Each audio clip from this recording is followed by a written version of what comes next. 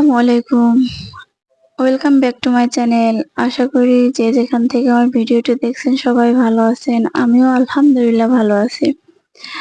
তো সকালবেলা উঠেই আজকে ঘর গোছানোর কাজে ব্যস্ত হয়ে পড়লাম। কারণ ২ দিন আমি বাড়িতে ছিলাম না।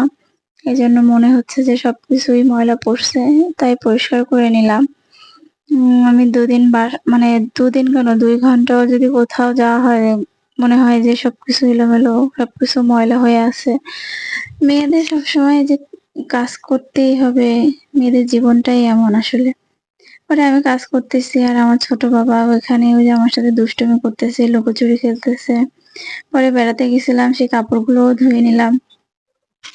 তারপরে আপনাদের ভাইয়া এই যে দেশি মুরগির ডিম নিয়ে আসছে বাচ্চাদের জন্য। আমি আমার ছেলেদের পোল্ট্রির ডিম দেই না। সবসময় দেশি মুরগির ডিম দেওয়ার চেষ্টা করি। আর আপনাদের ভাইয়া যখনই বাজারে যায় দেশি মুরগির ডিম মানে চোখের সামনে পড়লেই নিয়ে আসে।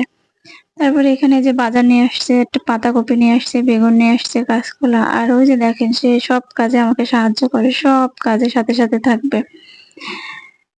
তারপরে সব কাজ শেষ করে রান্না বসিয়ে দিলাম। রান্নার মানে বসানোর আগে আমি আবার স্কুলে গেছিলাম আমার বড় ছেলেকে আনতে। ওর আব্বু আজকে সময় পায়নি, তাই আমারই আবার যাইতে হয়েছে। তো বাসায় এসে আবার রান্না শুরু করে দিলাম। তো আজকে রান্না করব কাঁচকলা আর তেলাপিয়া মাছ আর পাতাকপি আর চিংড়ি মাছ ভাজি করব। আজকে অনেক মানে ভালোও লাগতেছে না, আর কিছু আমাদের ভাইয়াও বাসায় নেই, তার জন্য রান্নাও খুব কম করছি, অল্প রান্না। উম এই যে এখানে রান্না করব পাতাকপি আর চিংড়ি মাছ দিয়ে। আমার কলার তরকারি হয়ে গেছে। এখানে পাতাকপি আর চিংড়ি মাছ।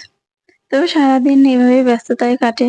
আর বাচ্চা-কাচ্চা নিয়ে যাদের বাচ্চারা আছে তাদের তো আর সময়ই পাওয়া যায় না।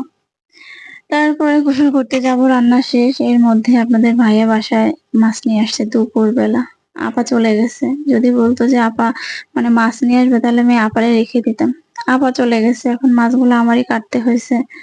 তো মাছগুলো কেটে ধুয়ে ফ্রিজে রেখে গোসল করে খাওয়া-দাওয়া করে আপনাদের ভাইয়ের সাথে বিকালে আবার একটু ঘুরে আসছিলাম।